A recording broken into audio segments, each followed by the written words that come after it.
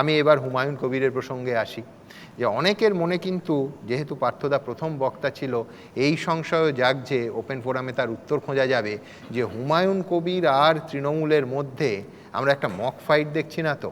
পার্থদারাই বহুবার বলেছেন যে দলে থাকাকালীন, হুমায়ুনদা আমার পাশে ডান পাশে আছেন স্টেজে, যে প্রায় প্রতিদিন নিয়ম করে হুমায়ুন কবির দলের বিরুদ্ধে, এমনকি দলনেত্রীর বিরুদ্ধে একটার পর একটা মন্তব্য করেছেন, তার যা মনে হয় বলেছেন। এমনকি এত দূরও বলেছেন যে ওনার ওই 70% আর 30%-এর যে ভয়ঙ্কর মন্তব্যটা, সেটা তিনি করেছিলেন স্বয়ং দলনেত্রীর নির্দেশে, ভোট মেরুকরণ করার জন্য। কিন্তু এত কিছুর পরেও মাসের পর মাস, বছরের পর বছর হুমায়ুন কবিরের বিরুদ্ধে শৃঙ্খলা ভঙ্গের জন্য কোনো ব্যবস্থাই নেওয়া হয়নি, দু একবার যা জানি মৃদু বকুনি ছাড়া। এমনকি ভরতপুরের এই বিধায়ককে তৃণমূল সাসপেন্ড করলেও তার পুত্র গোলাম নবী আজাদ এখনও তৃণমূলেরই পঞ্চায়েত সমিতির সদস্য। এমনকি তিনি তৃণমূল পরিচালিত বেলডাঙ্গা 2 নম্বর পঞ্চায়েত সমিতির পূর্ত কর্মাধ্যক্ষ এখনও। আমার ভুল হলে হুমায়ুনদা পরের বক্তা শুধরে দেবেন। সুতরাং হুমায়ুন কবিরকে দল সাসপেন্ড করার সময় থেকে যে জল্পনাটা মাথাচাড়া দিচ্ছে, সেটা এই যে হুমায়ুন কবির আলাদা ভোটে লড়ে ভোটের পর আবার তৃণমূলেই মিশে যাবেন না তো, পুরোটাই হয়তো ছায়াযুদ্ধ। আমার পরের বক্তা অবশ্যই সেই হুমায়ুন কবির যাকে ঘিরে নানা বিতর্ক থাকলেও কোনো সন্দেহ নেই যে ইদানিংকালে বেলডাঙ্গায় তাঁর প্রস্তাবিত বাবরি মসজিদের শিলান্যাস, তার এই সদ্য গঠিত রাজনৈতিক দল জনতা উন্নয়ন পার্টি এবং তিনি নিজে রাজ্য রাজনীতিতে রীতিমতো হইচই ফেলে দিয়েছেন। আমার পরের বক্তা হুমায়ুন কবির। এখন থেকে ফ্লোর ক্রস করবেন না। নমস্কার, শুভ সন্ধ্যা। আমি এই যুক্তিতর্ক অনুষ্ঠানে এবিপির আনন্দের পক্ষ থেকে, বিশেষ করে সিনিয়র এডিটর সুমনবাবু আমাকে যেখানে সুযোগ দিয়েছেন আসার, আমি কৃতজ্ঞতা জানাই। পাশাপাশি আমার পুরনো দল, এই অনুষ্ঠানের প্রথম বক্তা সাংসদ পার্থ ভৌমিক, অন্যান্য অতিথিবর্গ, সকলকেই শ্রেণীমতো নমস্কার, আদাব জানাই। আমাদের এই যে বিশেষ অনুষ্ঠান যুক্তিতর্কতে অংশগ্রহণ করে আমি আজকের দিনে অনুষ্ঠানের পরিচালনা যিনি করছেন সেই সুমনবাবুর কথার পরিপ্রেক্ষিতে একটা কথা বলি, যে নিশ্চয়ই আমি তৃণমূল কংগ্রেসের একজন নির্বাচিত জোড়া ফুল চিহ্নে 69 ভরতপুর বিধানসভার সদস্য, আজও আছি।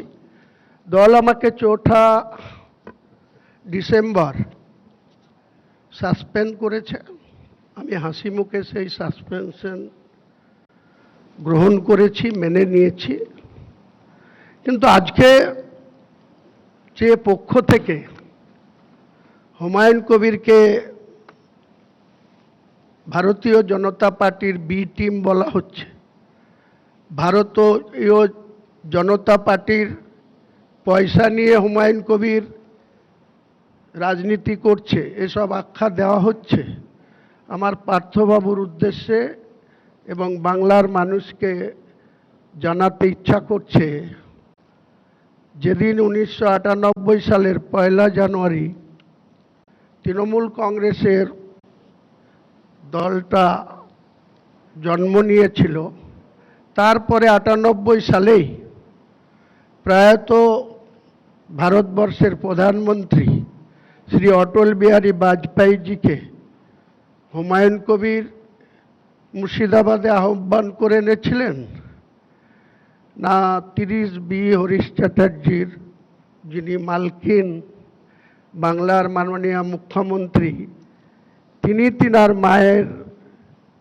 কাছে অটল বিহারী বাজপেয়ীজি গীতা, আমি যদি ভুল না বলে থাকি, গীতা ব্যানার্জি, মমতা ব্যানার্জির মা, তার পায়ে হাত দিয়ে প্রণাম করেছিলেন। আর উনিও সেই অটল বিহারী বাজপেয়ীজির পায়ে হাত দিয়ে প্রণাম করেছিলেন। তাহলে সেটা কোন লিঙ্ক ছিল? সেটা কোন সাংবিধানিক নিরপেক্ষ দৃষ্টিভঙ্গি দিয়ে সেদিনকে কালীঘাটের বাড়িতে ডেকে নিয়ে আসা হয়েছিল? আজকে যখন আমি 2011 সালের 34 বছরের লেফট ফ্রন্টের গভর্নমেন্টের বিরুদ্ধে লাগাতার বাংলার নেত্রী, বিরোধী নেত্রী, কখনো কুচবিহারে চাষিদের উপরে গুলি চললে, কখনো জলঙ্গির পদ্মায় বাস পড়ে গেলে, কখনো হরিহরপাড়ায় মানুষের মধ্যে খুনোখুনি হানাহানি ঘটলে, যখন বাংলার নেত্রী বর্তমানে মাননীয় মুখ্যমন্ত্রী ছুটে যেতেন মানুষের সমস্যায় সমাধান করার জন্য।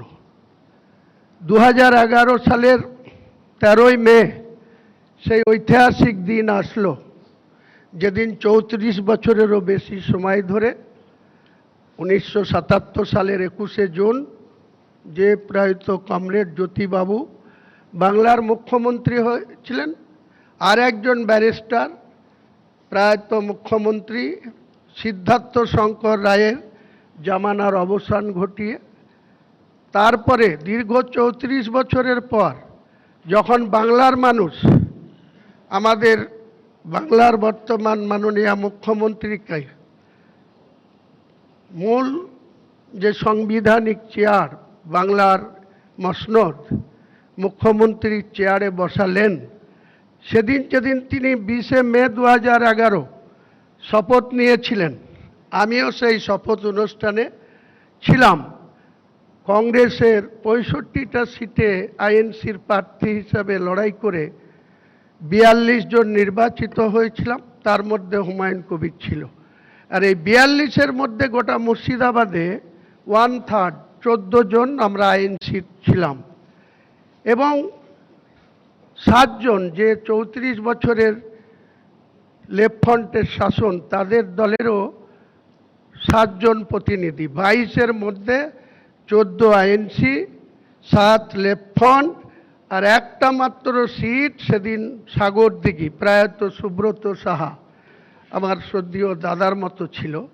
সে অনেকবার বিধানসভায় কখনো জলঙ্গি, কখনো নবগ্রাম, কখনো জায়গায় বরকত গনি খান চৌধুরীর সাহায্যে আইএনসির টিকিট নিয়ে বারবার পরাজিত হওয়ার পর মাত্র 48,000 ভোট সুব্রত সাহার পক্ষে পড়ল।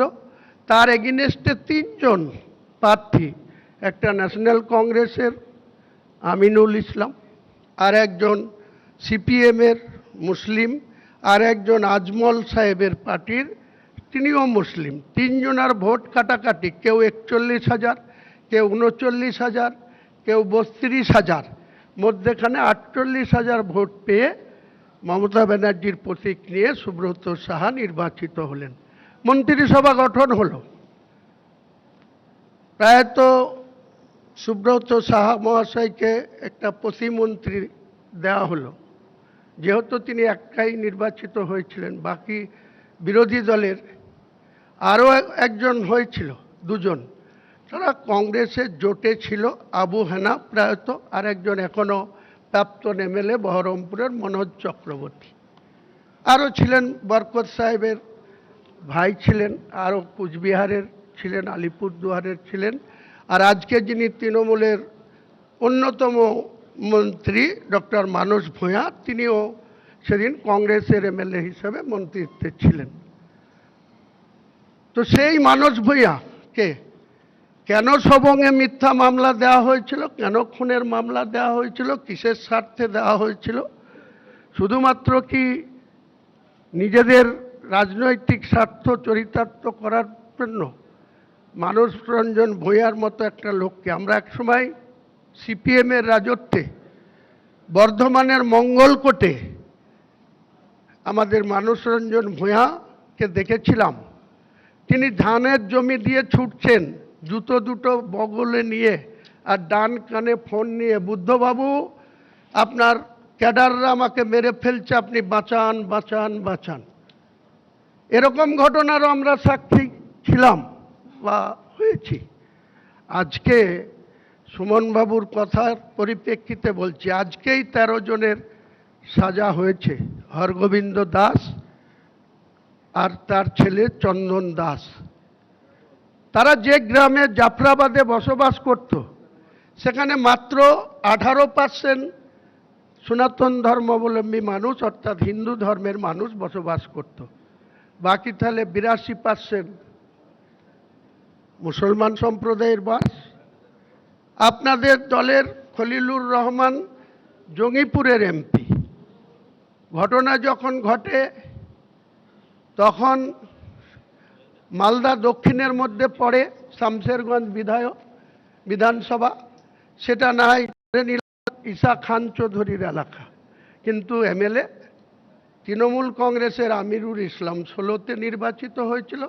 16তে যেদিন দিদির টিকিট ঘোষণা করেছিলেন, সেদিন দুপুর পর্যন্ত তিনি ব্লক কংগ্রেসের সভাপতি। আজকে যিনি এলওপি, ইনার দয়ায়, এনার রেকমেন্ডে ব্লক কংগ্রেসের সভাপতি 16তে টিকিট পেয়ে গেলেন তৃণমূলের জোড়াফুলের। আর এই হুমায়ুন কবির যেদিন অধীর চৌধুরীর সঙ্গে তার রাজনৈতিক সখ্যতা বা দীর্ঘদিনের সম্পর্ক, বা অনেকেই বলে অধীর চৌধুরীর কিচেন রুমের সদস্য, দীর্ঘদিন ধরে থাকার পরেও তার পারিবারিকের কোনো ব্যক্তির কাছে আঘাতপ্রাপ্ত হয়ে যেদিন আমি 12/11/2012, বারটা ছিল সোমবার, সেই সোমবারে যখন আমাকে আজকে কথা বলার মতো ঈশ্বর তার ক্ষমতা কেড়ে নিয়েছে, সেই মুকুল রায় যেদিন আমাকে বিধানসভা থেকে মুকুল রায় নিজে গিয়ে তার লালবাতিওয়ালা গাড়ি নিয়ে গিয়ে, তিনি রাজ্যসভার সাংসদ ছিলেন, নাম্বার 2 ছিলেন, দিদির খুব কাছের লোক ছিলেন সেই মুকুল রায়। আমি তখন খাদ্য দপ্তরের স্ট্যান্ডিং কমিটির সদস্য, মিটিং চলছে, বজবজের এমএলএ অশোক দেব তিনি আমার চেয়ারম্যান ছিলেন, সেখান থেকে আমাকে তুলে নিয়ে রাইটাসে তখন বসতেন। 12/11/2012 সোমবার। আমাদের নেত্রী সেদিন মমতা বন্দ্যোপাধ্যায় আমার যে গুরুত্ব মুর্শিদাবাদের রাজনীতিতে, অধীর চৌধুরীর বিরুদ্ধে কংগ্রেসকে দুর্বল করার জন্য, তিনি তো মেজরিটি পেয়ে গিয়েছিলেন, 182 তেনার হাতে ছিল, 42-এর সমর্থনও তেনার হাতে ছিল। কেন সেদিন কৃষ্ণেন্দু নারায়ণ চৌধুরী ইংলিশ বাজারের আর হুমায়ুন কবিরকে ডেকে নিয়েছে?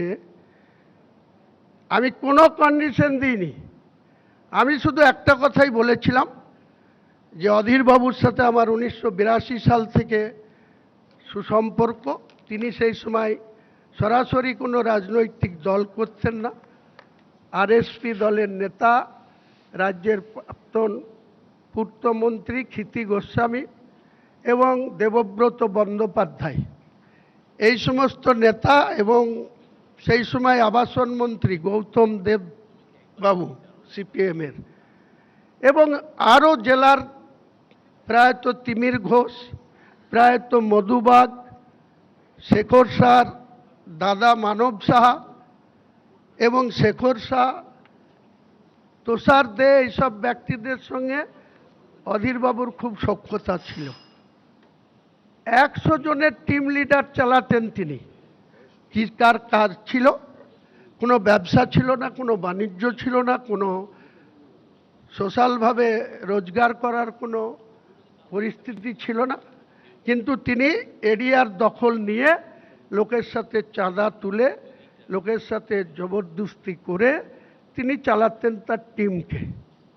সেই সময় একজন বহরমপুরের খাগড়া যাওয়ার রাস্তায় জল ট্যাঙ্কির মোড়ে একটা দাগ কেটে দিয়েছিল, তার নাম ছিল দেবাশিস সাহা। বলেছিলেন অধীরবাবুকে, তুমি ওই দিকটা করে খাও, গোড়াবাজারের দিকটা তুমি থাকো, ওটা করে খাও, খাগড়ার দিকে নজর দিও না। যেদিন ভোর 4টের সময় খাগড়ার জগদম্বার গলিতে তার বাড়িতে 3 তলায় সিঁড়ি বেয়ে ভোর 4টের সময় তাকে খুন করে দিয়ে আসলো অধীর চৌধুরীর নেতৃত্বে গুন্ডারা, সেদিনকে বামফ্রন্ট সরকার ছিল, তারপরেই যে কাটরা মসজিদ মুর্শিদাবাদের ঐতিহাসিক, সেখানে কিছু আবেগপ্রবণ মুসলিম সম্প্রদায়ের মাদ্রাসার ছাত্ররা, তাদের অনেক মসজিদ অনেক মাদ্রাসা থাকতেও তারা আবেগবশত কাটরা মসজিদে নামাজ পড়তে গিয়েছিল। যে মুর্শিদাবাদ জেলায় আজকে প্রায় 70% 71% মুসলিম, বাকি 21 বা 30% অমুসলিম ভাইরা বসবাস করে। আমি যে শক্তিপুরের মানিকগড়ে বসবাস করি, আমার গ্রামের নাম নারকেলবাড়ি। আমার গ্রামে যদি 5000 মুসলিম বসবাস করে আশপাশ নিয়ে, তো আরও 4000 হিন্দু মানিকগড় ঠাকুরবাড়ি সহ সবাই বসবাস করে। আমরা আজও পর্যন্ত কোনো মানুষ খুন হয়নি, কোনো হরগোবিন্দ দাসকে খুন করতে দেওয়া হয়নি।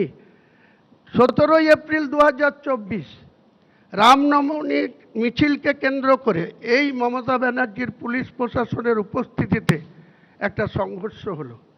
সেই সংঘর্ষের দায় আমি নিজে, সূর্যকুমার যাদব এসপি এবং তার সঙ্গে অ্যাডিশনাল এসপি সহ তার টোটাল পুলিশের স্ট্রেংথ 17টা গাড়ি পুলিশের, তার মধ্যে এসপির কনভয় সহ রাজু মুখার্জি ওসি শক্তিপুর আক্রান্ত হলো, মাথা ফাটলো। সূর্যকুমার যাদবের সিকিউরিটির গাড়ি আক্রান্ত হলো।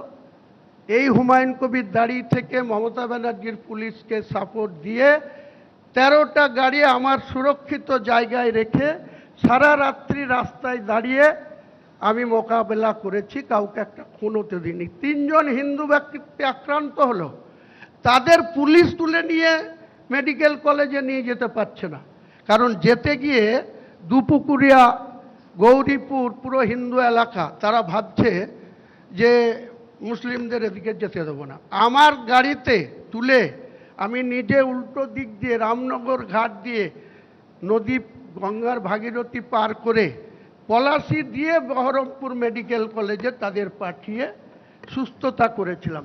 তারপরে আমাকে শুনতে হবে দাঙ্গাবাজ, তারপরে আমাকে শুনতে হবে গদ্দার। তাই আমাকে অনেক ভেবে চিনতে আগামী দিনে নতুন যে ইউপি জনতার উন্নয়ন পার্টি খুলতে হয়েছে। কেউ বলছেন ভোট কাটুয়া, কেউ বলছেন বিজেপির তাবেদার, কিন্তু আসল বিজেপির সঙ্গে যাদের এত তলে তলে, একটা ছোট্ট পরিসংখ্যান দিয়ে আমার বক্তব্য শেষ করব। 13 মে 2011 যেদিন বামফ্রন্ট সরকারের পরাজয় হলো, বুদ্ধবাবু সহ মন্ত্রিসভার পরাজয় হলো, সেদিন বাংলার হিন্দু গ্রামের আরএসএসের শাখা অফিস ছিল 558টা। কার মদতে, কোন প্রশাসনের মদতে আজকে 12,000 শাখা অফিস হয়েছে আরএসএসের? এটার সঙ্গে মমতা বন্দ্যোপাধ্যায় আমাকে বলবেন গদ্দার, তার দলের মুখপাত্ররা আমাকে বলবে বিজেপির টাকায় আমি রাজনীতি করছি। হুমায়ুন কবিরের কারোর সঙ্গে কোনো আন্ডারগ্রাউন্ডে যোগাযোগ রাখার প্রয়োজন হয় না, আগামী দিনেও হবে না। কিন্তু আমি আগামী দিনে নতুন যে দলের জন্ম দিয়েছি, সেই দল আগামী দিনে বাংলার রাজনীতিতে প্রাসঙ্গিকতা পাবে। আমি এটা আমার স্থির বিশ্বাস। সুমনবাবুরা আজকের কথা নিশ্চয়ই রেকর্ডে রাখবেন। আগামী দিনে নির্বাচনের শিডিউল ডিক্লেয়ার হলে ইলেকশন কমিশনের, এবং লাস্ট যেদিন কাউন্টিং হয়ে বাংলার 294 সিটের, সেদিন আমার এই কথার কতটা গুরুত্ব সেদিন জানা যাবে। নমস্কার। এবিপি আনন্দ, এগিয়ে থাকে, এগিয়ে রাখে।